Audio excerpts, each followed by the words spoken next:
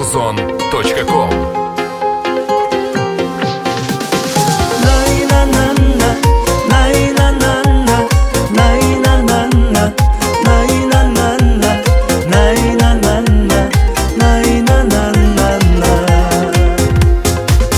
Ата-анам арқасы ерім, тілекшім қамқорым менің, бір туған іні қарындас, сендерді аңсап жүремін.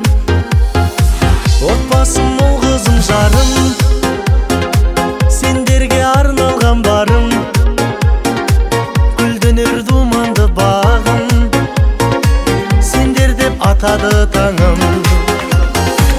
Өз үйім ошағым